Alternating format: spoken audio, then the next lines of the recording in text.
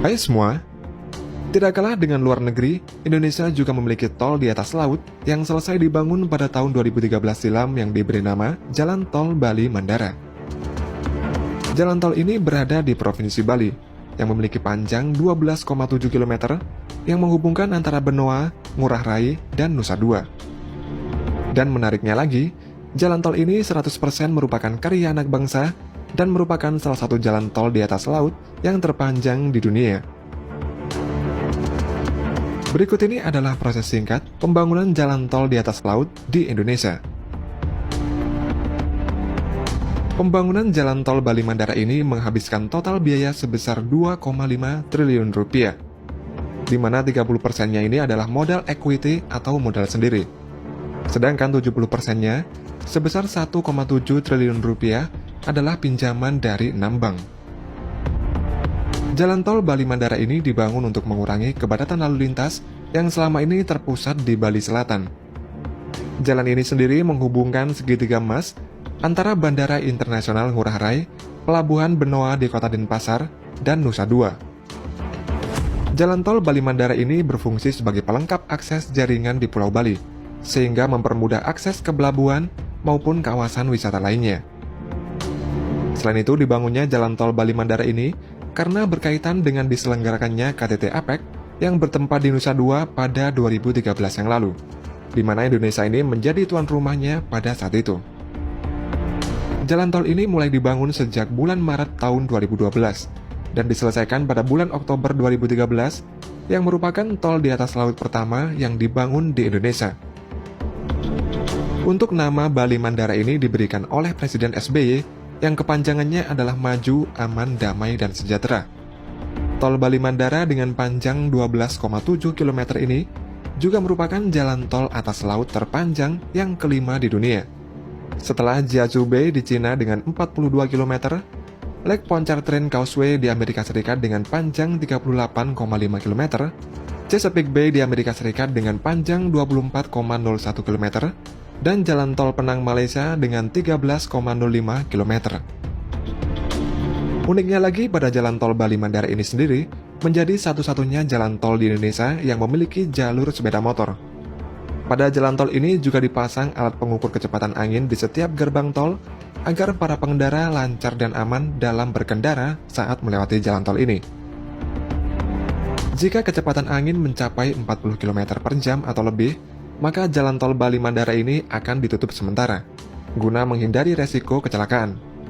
Selain itu, jalan tol Bali Mandara ini juga dilengkapi dengan CCTV 24 jam yang berfungsi untuk memantau pergerakan kendaraan jika sewaktu-waktu ada kendaraan yang mogok, serta dilengkapi juga dengan layanan derek gratis.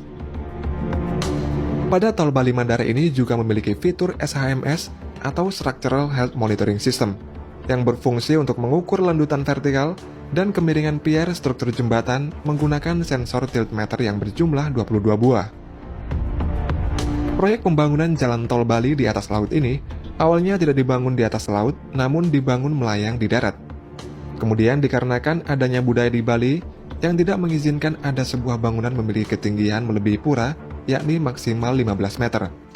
Sehingga pada akhirnya proyek ini dibangun membentang di atas laut. Proyek tol Bali Mandara ini dibagi atas 4 paket pengerjaan. Pada awal desain tol, kontraktor memiliki kendala lahan yang akan digunakan untuk membangun bundaran karena bersinggungan dengan adanya pura yang tidak mungkin untuk direlokasi. Untuk mengatasi hal itu, kontraktor mengubah desain dengan sedikit bergeser agar tidak mengenai pura, sehingga bentuk desain bundaran ini menjadi tidak bulat sempurna. Proses pembangunan jalan tol di atas laut ini terdiri dari beberapa tahap, dan seluruh pengerjaan tahap-tahap itu dilakukan secara paralel yang dikerjakan pada waktu yang bersamaan. Sebelum pengerjaan dimulai, dilakukan dulu site installation, yaitu pekerjaan persiapan dalam pengaturan tata letak fasilitas dan sarana proyek. Pengerjaan dimulai dengan pemasangan tiang pancang yang dilakukan pada titik-titik pancang yang telah ditentukan. Masing-masing tiang pancang ini memiliki panjang 12 meter, yang ditanam di dasar laut dengan kedalaman mulai dari 2 sampai 4 meter. Lalu pada sambungan tiang pancang ini dilakukan pengelasan agar rata dan terintegrasi sempurna, serta diberikan perlindungan yang terdiri dari 3 lapisan yaitu Petropaste, Petrotape, dan HDPE agar tahan terhadap korosi. Tiang pancang yang sudah tertanam sempurna kemudian dipotong sesuai dengan elevasi yang ditentukan, yang jumlah totalnya ini sebanyak 14.000 tiang pancang. Dan seluruh material tiang pancang ini didatangkan dari Pulau Jawa yang didistribusikan melalui jalur darat. Kemudian dilakukan juga Pile Driving Analyzer atau BDA yang bertujuan untuk mengetahui daya dukung tiang terhadap beban dinamis aksial. Antar tiang pancang ini kemudian dihubungkan dengan pile cap yang berfungsi sebagai dudukan slab atau lantai jalan yang dipasangkan di atas tiang pancang. Selain menggunakan material beton yang digunakan seperti pada umumnya, ditambahkan juga campuran fly ash atau abu batu bara agar struktur betonnya ini menjadi lebih rapat. Dengan struktur beton yang lebih rapat, air laut tidak bisa meresap ke dalam lapisan beton sehingga menghindarkan potensi korosi atau kerusakan akibat karat pada struktur baja di dalam beton. Kemudian konstruksi tiang penopang struktur jalan layang tol ini juga dilengkapi dengan struktur beton tambahan yang berfungsi seperti ikat pinggang. Struktur tambahan ini berfungsi menyatukan beberapa tiang di dalam satu pilar untuk meredam dampak getaran jika terjadi gempa. Selanjutnya adalah pemasangan girder. Girder yang memiliki panjang 30 meter dan berat 100 ton ini diangkat dengan dua buah kren yang masing-masingnya berkapasitas angkat sebesar 150 ton. Setelah itu pada proses pemasangan slab dilakukan dengan kren dan launcher gantry. Slab ini diproduksi sendiri dengan membangun pabrik precast di dekat lokasi yang dibawa ke titik lokasi dengan ponton.